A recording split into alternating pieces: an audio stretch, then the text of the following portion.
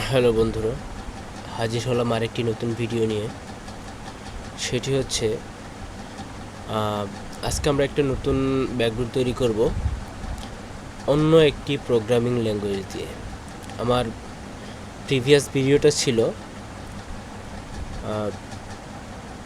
পাওয়ার shell এর উপর ভিত্তি করে একটি ব্যাকডোর তৈরি করেছিলাম, আর সেখানে দেখিয়েছিলাম কিভাবে একটি ব্যাকডোর তৈরি করার মাধ্যমে রিভার্স কানেকশন পাওয়া যায়, আর সেটা থেকে কিভাবে একজন হ্যাকার হ্যাক হওয়া কম্পিউটারটি মনিটরিং করতে পারে সম্পূর্ণভাবে, যেভাবে একজন ইউজার তার কম্পিউটারে করতে পারে।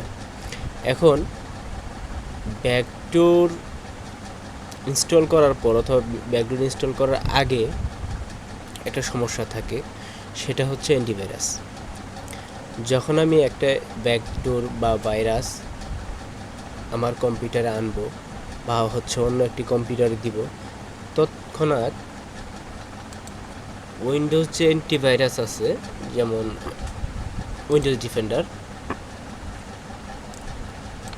ডিফেন্ডার কী করবে, সাথে সাথে সেই ব্যাকডোর বা পেলোডটাকে বা ভাইরাসটাকে ডিটেক্ট করে সে অটোমেটিকলি ডিলিট করে দিবে।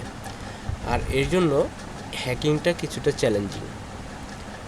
আর যদি প্রোগ্রামিং ভালো জানা থাকে বা হচ্ছে শার্প কিছু টেকনিক ভালো জানা থাকে, তাহলে এই জিনিসটা থেকে আমরা অ্যান্টিভাইরাসকে বাইপাস করতে পারি। ঠিক অনুরূপভাবে আজকে আমি একটা টেকনিক নিয়ে হাজির হয়েছি। সেটি হচ্ছে যে গত যে ভিডিও ছিল সেটার মধ্যে আমরা পাওয়ার শেলের মাধ্যমে কীভাবে একটি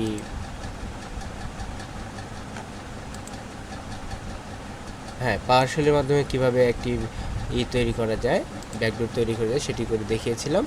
আর আজকে দেখাবো কিভাবে সি শার্পের মাধ্যমে একটি ব্যাকডোর তৈরি করা যায়, সেটাও আবার আনডিটেক্টেড বাই উইন্ডোজ ডিফেন্ডার।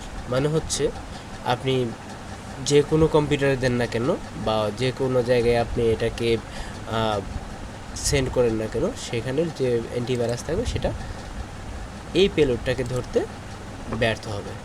মানে আমরা সাকসেসফুলি অ্যান্টিভাইরাস বাইপাস করতে পারবো। এই যেমন আমার গত ভিডিওটা ছিল এটা, জেনারেট ফাদ online backdoor in minute. Actually এটা হচ্ছে যে আমি অনলাইন থেকে অনলাইন রিভার্স শেল, যেটা একটা ওয়েবসাইট আছে যে রিভ শেল অনলাইন, যদি লিখে সার্চ দিই তাহলে এই যে একটা rivshells.com একটা ওয়েবসাইট আসে। এটার মাধ্যমে চাইলে ব্যাকডোর তৈরি করা যায়। কিন্তু সমস্যা হচ্ছে এখান থেকে যে ব্যাকডোরটা আমরা তৈরি করব, এখানকার যত রকম আমি যদি এখানে ফর এক্সাম্পল এখানে একটা আইপি দেওয়া আছে, একটা পোর্ট দেওয়া আছে, এখানে আমি যদি ট্রাই করি যে নেটগেট লিসেনার দিলাম দিয়ে, না আমি যদি কিসের মাধ্যমে করবো, পাইথনের মাধ্যমে যদি আমি একটা ব্যাকডোর তৈরি করি, তাহলে এটা হচ্ছে আমার পাইথন কোড। এটার মাধ্যমে আমি এটা যখন আমি কম্পাইল করব, তখন আমি কম্পাইল করার পরে একটা এক্সিকিউটেবল পাবো। তখন সেই এক্সিকিউটেবলটা যদি কোনো কম্পিউটারে রান করা হয়, তাহলে সেক্ষেত্রে এই স্ক্রিপ্টটা আমাকে আমার এই আইপিতে এই পোর্ট নাম্বারে কানেক্ট হবে। ওকে, কিন্তু এটা যখনই অন্য কোনো কম্পিউটারে যাবে, আমি সেন্ড করব, আমার কম্পিউটারে যখন এটাকে আমি কম্পাইল করব, তখন সাথে সাথে উইন্ডোজ ডিফেন্ডার সেটাকে ক্যাচ করে ফেলবে। কারণ এই যে পেলোডগুলো আছে, এই যে ব্যাকডোরগুলো আছে, সব কিছু সিগনেচার উইন্ডোজ ডিফেন্ডারের কাছে রয়েছে।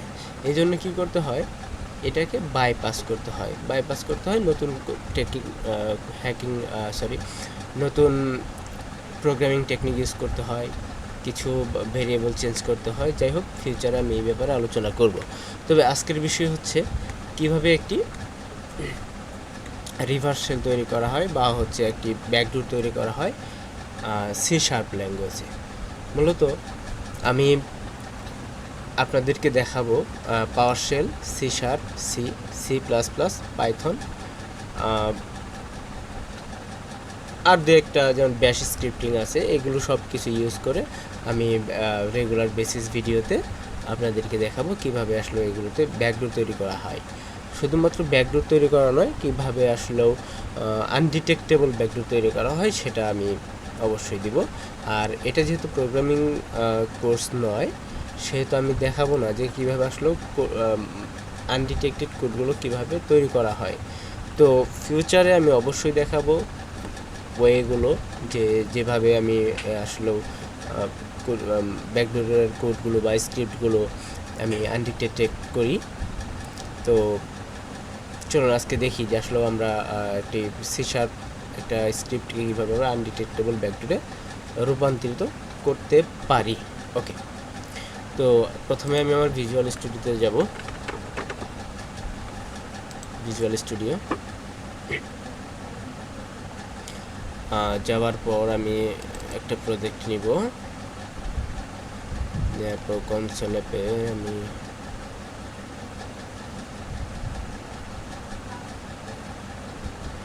ওকে নাম দিব ভিডিওর।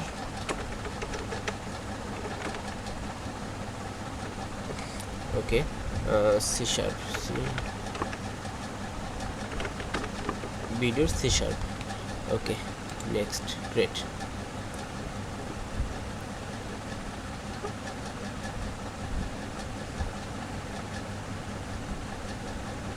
ওকে, এখন আমরা এখানে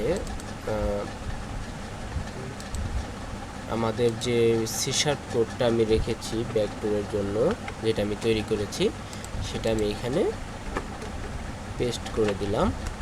দেওয়ার পর দেখুন আমি কিছুটা বলি, সেটা হচ্ছে এটা হচ্ছে আমার আইপি আর এটা হচ্ছে আমার পোর্ট। ওকে, এটা মূলত একটা রিভার্স শেল হিসেবে কাজ করবে সি শার্প ব্যাকডোরটা। তবে গত ইয়েতে আমি যেটা দেখিয়েছিলাম গত ভিডিওতে, সেটার ব্যাকডোরটার এক্সটেনশন ছিল .ps1, আর এটার অবশ্যই আপনার এক্সটেনশন হবে .exe, মানে হচ্ছে এক্সিকিউটেবলটা হবে exe ফরম্যাটে। ওকে, এখন চলুন আমরা আসলে এটা তৈরি করে নিই। এখানে আমি একটা রিলিজে যাচ্ছি, রিলিজ করে দিয়ে আমি এটাকে বিল্ড করে নেব। Build success. তো আমি অ্যাকচুয়ালি দেখি কোথায় আমাদের এটা এক্সিকিউটেবলটা ডাউনলোড হলো। বিন রিলিজ, এই ভিডিওর শার্প exe। ওকে, এটাকে আমি কপি করে আমি আমার আপাতত আমি এটাকে ডেস্কটপে রাখবো। ওকে, এখানে রাখলাম। রাখার পরে আসলেও যখন আমি এটাকে তৈরি করলাম, তৈরি করার পরে যদি এটা অ্যান্টিভাইরাস দ্বারা ডিটেক্টেড হতো, তাহলে সাথে সাথে এখানে একটা পপআপ আসতো যে ইউ হ্যাভ ভাইরাস অথবা ভাইরাস ডিটেক্টেড, এরকম একটা কিছু লেখা বের হতো। তবে দেখেন আমার সব প্রত্যেকটা ফিচার্স অন করা আছে। আর সাথে আমি এক্সক্লুশনটা দেখিয়ে নিচ্ছি, এখানে এক্সক্লুশনে কোনো কিছুই নেই। ওকে, তার মানে এটা হচ্ছে আনডিটেক্টেড একটি ব্যাকডোর। তারপর আমি একটু অ্যান্টিভাইরাসটা দিয়ে একটু স্ক্যান করে নিব। দেখুন এখানে 0 থ্রেডস ফাউন্ড, তার মানে এটা আনডিটেক্টেড একটা ব্যাকডোর। ওকে, চলুন তাহলে আমরা এই ব্যাকডোরটা প্রথমে টেস্ট করে নিই, তারপর বাকি কথা হবে। এখন এটা হচ্ছে এটা আমার কালি মেশিন, এটা মূলত আমি ক্লাউডে ইনস্টল করা আছে। তো আমি এখানে একটা নেটগেট কানেকশন নিব, লিসেনারি করব। নেটগেট লিসেনার সেট করার জন্য nc-lvp তারপরে আমি আমার পোর্টটা রেখেছিলাম 4443। ওকে, এখানে আমি লিসেনিংটা অন করলাম। অন করার পরে এখানে যখন আমি ক্লিক করব,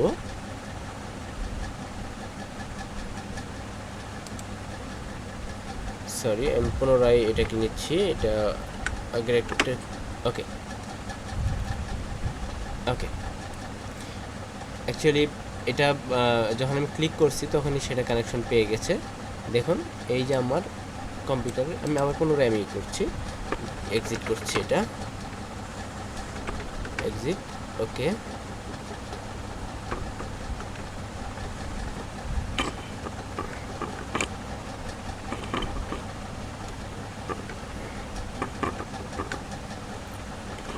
ওকে, লিসেনিংটা অন করলাম। অন করার পর আমি এখানে ডাবল ক্লিক করব। ডাবল ক্লিক করার সাথে সাথে আমি এখানে রিভার্স কানেকশন পেয়ে গেলাম। এখন যদি আমি ডির লিখি, DIR ডিরেক্টরিজ, তাহলে দেখুন আমার এখানে কি কি আছে সব আমি এখানে দেখতে পাচ্ছি। এই যে এখন যদি PWD, ওকে এই কমান্ডটা না, তো এখন আমরা যদি করি IP config, তাহলে এই যে আইপিটা দেখাচ্ছে। তাহলে আমি যদি দেখতে চাই যে আসলে আমার এই কম্পিউটারে কি কি ড্রাইভ আছে,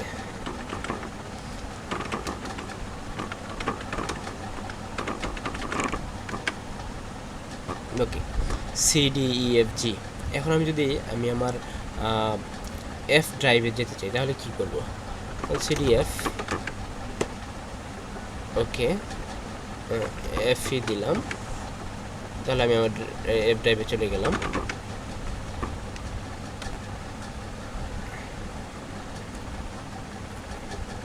তাহলে F ড্রাইভে আসার পরে আমি আবার ডিরেক্টরিগুলো চেঞ্জ করলাম। তাহলে আমার এই যে এইটা একটা ফোল্ডার আছে, আর হলো এটা একটা ফোল্ডার। ওকে, আমি ক্লিয়ার, ওকে ক্লিয়ারটা নিচ্ছে না।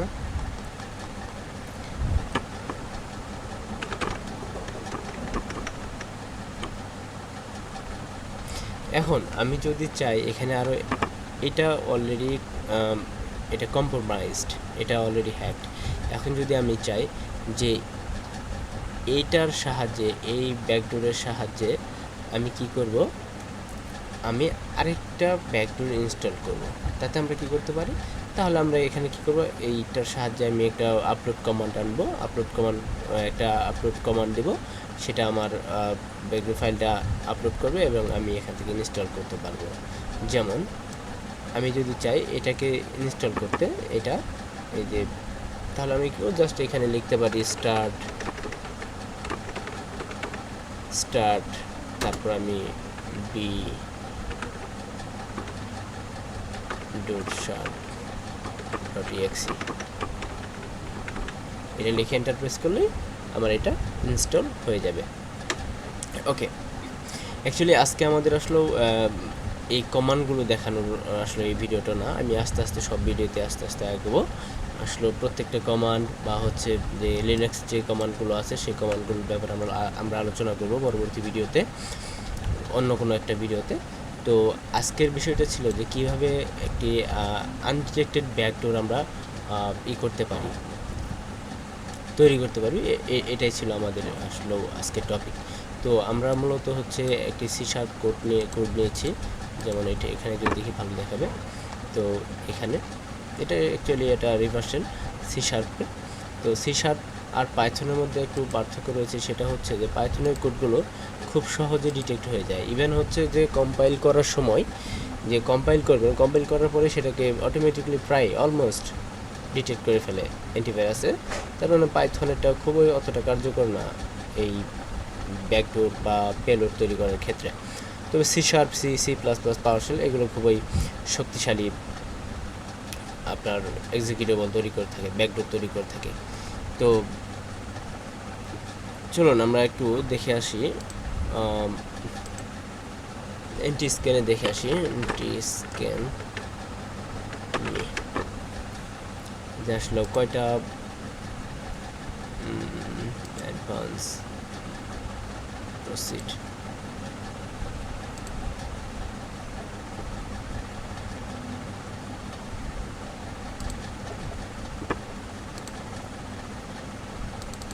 অ্যাকচুয়ালি আমরা আমাদের ব্যাকডোরটাকে আমরা একটু অ্যান্টি স্ক্যান একটু চেক করে নিই যে আসলে কয়টা এরর নিচ্ছে না, সরি।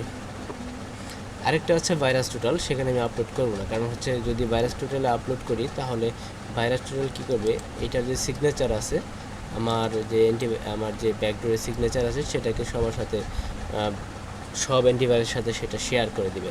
আর শেয়ার করলেই তারা ওই সিগনেচারটা তাদের সিস্টেমে অ্যাড করে নেবে, আর সাথে সাথে আমার এই ব্যাকডোরটা ডিটেক্টেড হয়ে যাবে।